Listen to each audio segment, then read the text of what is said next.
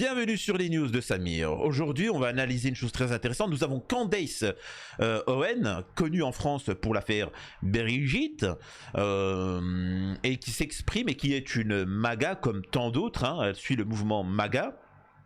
Et donc, elle décide de faire une petite interview avec Piers Morgan, pareil.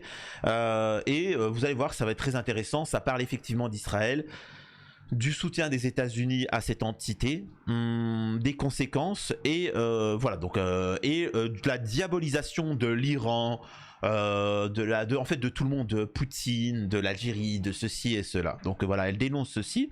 Ensuite, on va arriver à un certain point très intéressant. Je vous avais expliqué pourquoi Donald J. Trump avait été intervenu par rapport à l'Iran et Israël.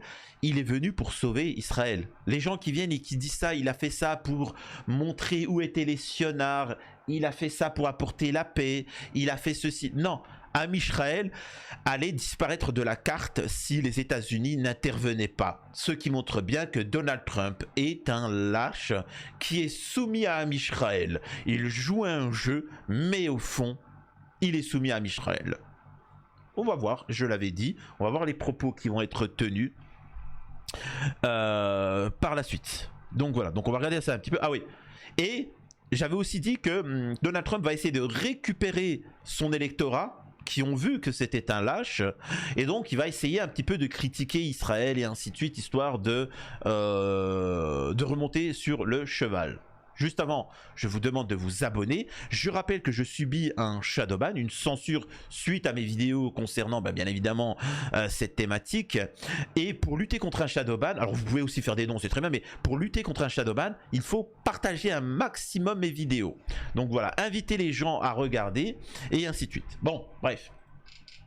Alors ce qu'on va faire, c'est qu'on va commencer à regarder d'abord le débat entre Piers Morgan et notre très cher Candace Owen.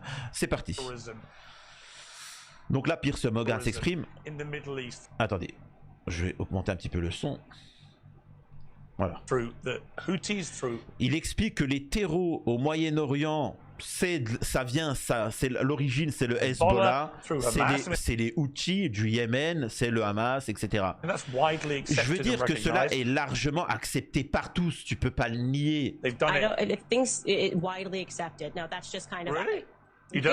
Alors non, c'est pas accepté. Alors dans les médias oui, mais non, sinon tu peux pas dire ça, tu vois. Mais bon bref.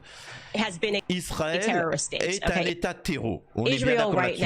Israël est en train de perpétrer un génocide actuellement sous nos yeux et en 4K, tu vois. Sur le peuple des Palestiniens, des Gazaouis. Donc je ne suis véritablement pas d'accord avec ce que tu dis avec ton idée.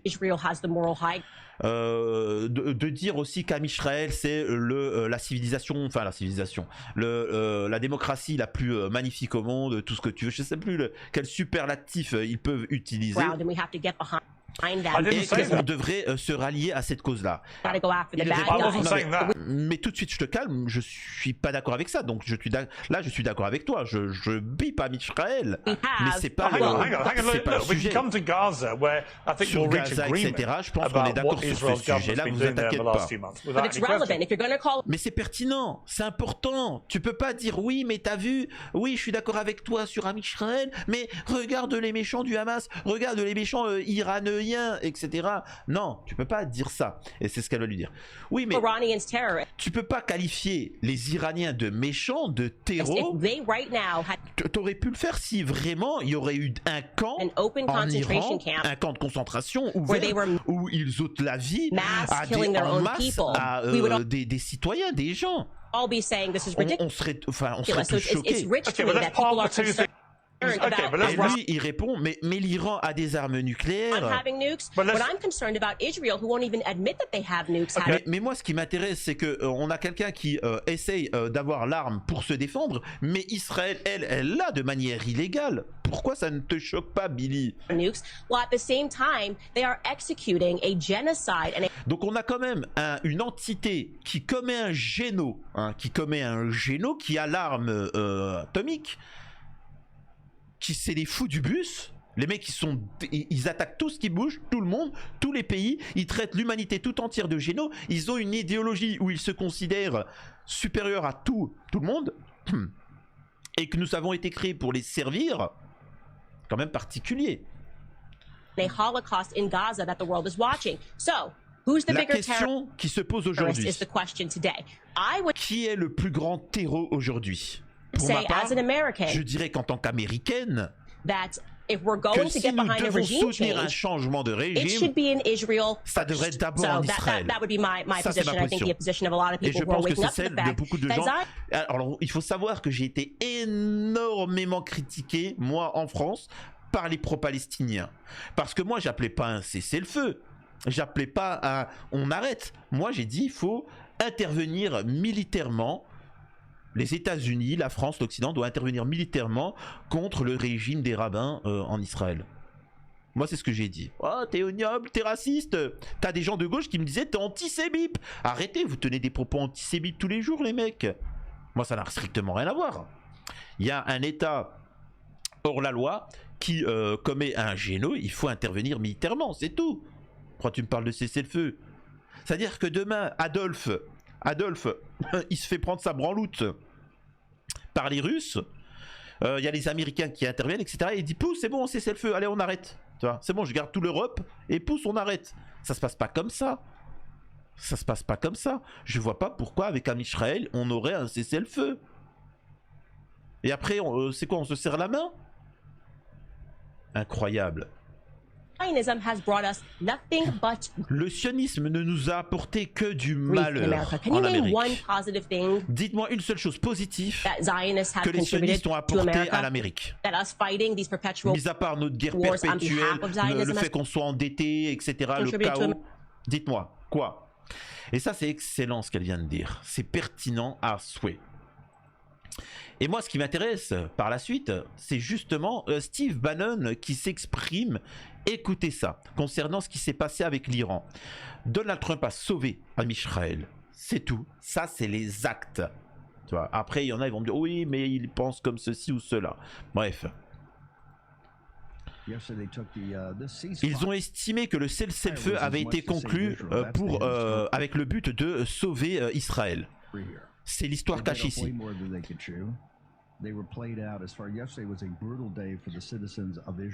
La journée d'hier a été très difficile pour les Israéliens. Ils ont subi d'horribles pertes, en particulier à Tel Aviv et à d'autres villes. Ils en avaient besoin de ce cessez-le-feu parce qu'ils n'avaient plus de munitions, ils n'avaient plus d'armement. Le président Trump est intervenu avec l'aide du Qatar, etc. Et vous savez que nous avons parcouru un long chemin depuis 7 ans. Lorsque le Qatar ne voulait pas travailler avec nous,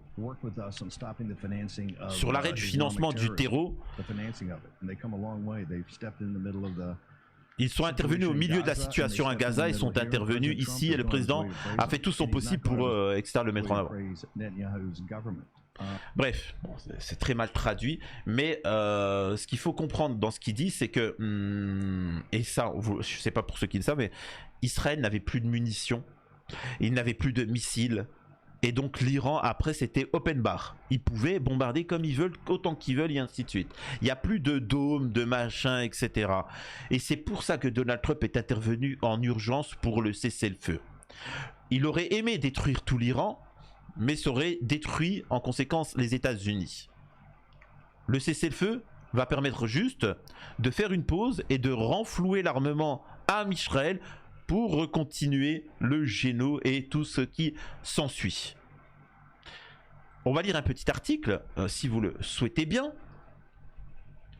Il faut lier à tous mes propos précédents.